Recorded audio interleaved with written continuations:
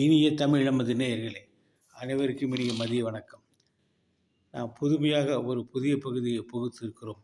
அனுபவம் புதுமை என்ற அளவிலே நாம் இந்த நிகழ்ச்சியை ஆரம்பிக்கிறோம். ஒரு கருத்து தொகுப்பாகும். நான் முதலிலே ஒரு 18 ஆண்டுகள் நான் ஸ்டாஃபாக பணிபுரிந்தேன்.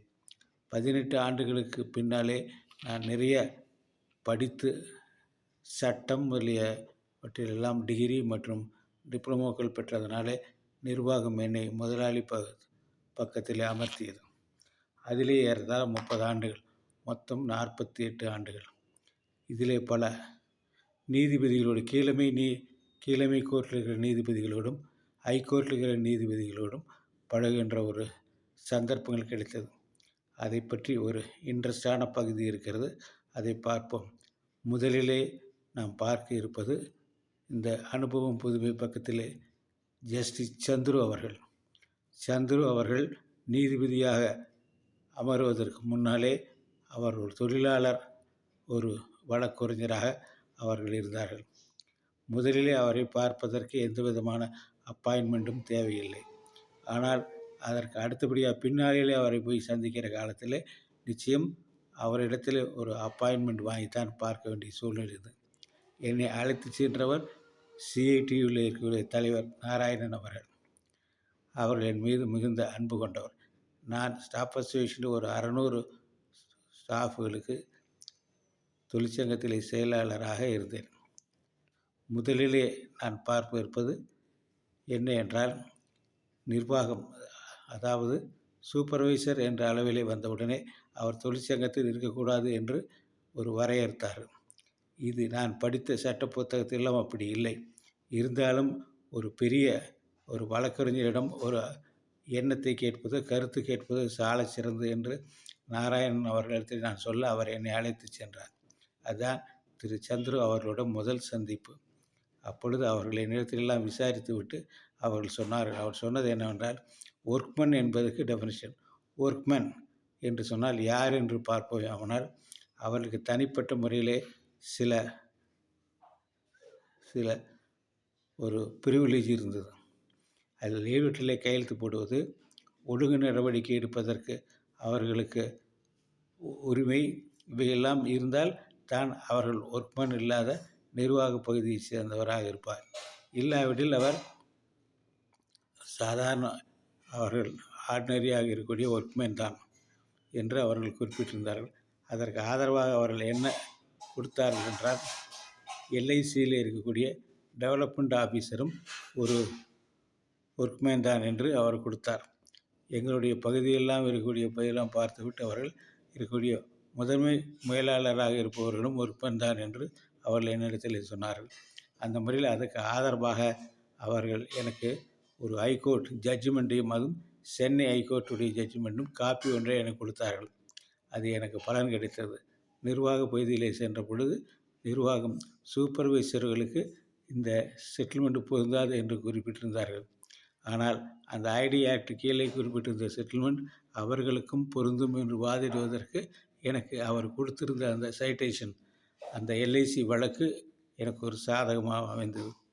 நான் அதை சொல்லி அவர்களிடத்தில் விரிவாக புரியும்போது நிர்வாகம் அதற்கு உடன்பட்டது. அதுவே நாம் இந்த நேரத்தில் நிர்வாகத்தையும் பாராட்ட கடமைப்பட்டிருக்கிறோம். எனவே இந்த ஒரு உத்வேகத்தை கொடுத்த வகையிலே திரு சந்திர அவர்கள் எந்த ஃபீஸும் வாங்கி கொள்ளவில்லை. எனக்கு அவர் உதவியது மிகவும் எனக்கு மனதுக்கு நிறைவாக இருந்தது. இரண்டாவது ஒரு முறை அவரை பார்க்க போவதற்கு முன்னாலே அவர் பிஏவிடம் அப்பாயின்மெண்ட் வாங்குகிற அளவிலே அவர் வளர்ந்திருந்தார். அவருடைய சொல் எல்லா இடத்திலும் அதற்கு ஒரு முக்கியத்துவம் வாய்ந்ததாக இருந்தது. அப்பொழுது எல்லோரும், எல்லா தொழிற்சங்கங்களும் தமிழ்நாட்டில் இருக்கிறவரெல்லாம் இந்த தொழில் வரி என்றக்கு ஒரு ஹைகோர்ட்டில் ஸ்டே வாங்கி கொண்டிருந்தார். வெறும் 2000 ரூபாய் பணம் இருந்தால் போதும், ஒரு ஸ்டே வாங்கிவிடலாம். எங்களுடைய நண்பர்களும் இதை என்னிடத்தில் தெரிவித்து இதற்கும் நம்முடைய ஆலையிலே ஸ்டே வாங்க வேண்டும் என்றார். எனக்கும் அது மேலே ஒரு விதமான ஒரு எண்ணம் இருந்தது.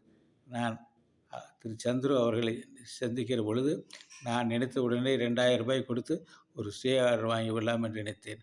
மாறாக அவர் எனக்கு கொடுத்த அந்த ஒரு அட்வைஸ், அந்த அந்த அந்த கருத்து எனக்கு மிகவும் பிடித்தது. காரணம் என்றால், தம்பி, இது ஆர்வக் கோளாறினாலே செய்கிற வேலை. இது நிலைக்காது, நீடிக்காது. எனவே நீங்கள் தொழில் செய்யும்போது தொழில் வரி என்பதை கட்ட வேண்டும். இது ஒரு சட்டத்தினுடைய அடிப்படையில் அமைந்தது. எனவே இதை கட்ட முடியாது என்று யாரும் சொல்ல முடியாது. வேண்டுமானால் ஸ்டே வாங்கலாம், அது நிலைக்காது. 2 வருடம் கழித்து இது நிலைக்காது என்று ஒரு ஆர்டர் வந்தால் 2 வருஷம் சேர்த்து கட்ட வேண்டும். இன்றைக்கு வாழ்க என்று சொல்லக்கூடிய அந்த பணியாளர்கள் 2 வருடத்துக்கு சேர்த்து ஒட்டுக்காக கட்டும் பொழுது உன்னை ஒழிக என்று கத்துவார்கள் என்று சொன்னார். எனவே இந்த அளவிலே ஒரு ஒரு இதாக இருந்தால் உனக்கு எல்லோரும் ஜே போட வேண்டும் என்ற ஆசை இருந்தால் இன்றைக்கு நீ ஜே வாங்கி கொள்ளலாம். ஆனால் 2 வருடம் கழித்து உன்னை பார்த்து அவர்கள் ஒழிக என்று சொன்னால் அதையும் நீ ஏற்றுக்கொள்ள வேண்டும். எனவே இது நிலையானதல்ல என்ற ஒரு கருத்தை கூறினார். அவருடைய கருத்து எனக்கு மிகவும் பிடித்திருந்தது. உடனடியாக ஒரு அட்வர்டைஸ்மெண்ட்டுக்காக, ஒரு பாப்புலாரிட்டிக்காக ஒன்றை செய்துவிட்டு பின்னாலே அதன் விளைவு பயங்கரமாக இருக்கின்ற பொழுது அது நம்மை எப்படியெல்லாம் பாதிக்கும் என்பதை உணர்வதற்கான கருத்தாக அவருடைய ஒப்பீனியன் இருந்தது. எனவே அவருடைய அந்த உடனடியாக ஒரு பாராட்டை பெற்று விட வேண்டும் என்பது மற்றும் கவனம் இல்லாது அதை நீடித்து இருக்க வேண்டும் என்றதையும் அவர் கூறிய அந்த அறிவுரை எனக்கு மிகவும் மனதுக்கு பிடித்திருந்தது. நான் அவரிடத்தில் நன்றி கூறிவிட்டு அந்த 2 இடத்திலேயும் என்னிடத்தில் எந்த ஃபீஸும் அவர் வாங்கி கொள்ளவில்லை என்பது குறிப்பிடத்தக்கது.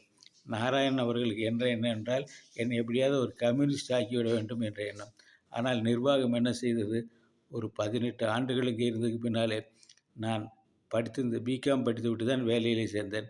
அதற்கு பின்னாலே ஒரு நண்பர் இருந்தவர், அவர் ஒரு ட்ரெயினிலே சந்திக்கிற பொழுது அவர் பெங்களூரிலே போய் நாம் படித்து அந்த எல்எல்பி பட்டம் பெறலாம் என்று என்னிடத்தில் சொல்லி அவரும் அழைத்து கொண்டு போய் நான் 3 பேர் ஒன்றாக சேர்ந்து அந்த லா படிப்பை படித்தோம். பின்னாலே நான் நிறைய டிப்ளமோ எல்லாம் கொடுக்கிற நண்பர்கள் வாயிலாக கூட படித்தேன். அதாவது பிஜி டிப்ளமோ இன் ஹெச்ஆர்டி, என்ஐபிஎம்லே national institute of personnel management கல்கட்டாவிலே ஒரு PG diploma in personnel management எல்லாம் முடித்திருந்தேன். எனவே இந்த நேரத்திலே தான் நிர்வாகம் என்னை அழைத்து திடீரென்று அழைத்து, நீ நல்ல முறையிலே தொழிற்சங்க பணி ஆற்றி வருகிறாய், நீ தொழிலாளருக்கு பயன்படுகிற வகையிலே நீ புத்தகம் போட்டுக்கிற know your PF, ESI, gratuity and income tax என்று போட்டு அவர்களுக்கு செய்து நீ ஒரு டிஃப்ரெண்ட்டான ஒரு தொழிற்சங்க தலைவனாக இருக்கிறாய். நீ ஏன் நிர்வாக பகுதிக்குள் வராமல் இருப்பது சரியல்ல, நிர்வாக பகுதிக்கு வர வேண்டும் என்று அழைத்து நீ இதன் மூலமாக நீ தொழிலாளர்களுக்கு நன்மை செய்யலாம் என்று குறிப்பிட்டார்கள். நானும் எனக்கு மிகவும் ஹெச்ஆரிலே ஆசானாக இருந்த என் கணேஷ் அவர்களே அறிகின்ற பொழுது அவர் எனக்கு கடிதம் அனுப்பியிருந்தார். The job is to help others, அதான் அவர் சொன்ன ஒரு இது. அடுத்தது என்ன சொன்னார் என்று சொன்னால், யாரை பற்றியும் நல்லதாக சொல்லுவதால் எவ்வளோ வேண்டுமானாலும் நல்லதாக சொல்.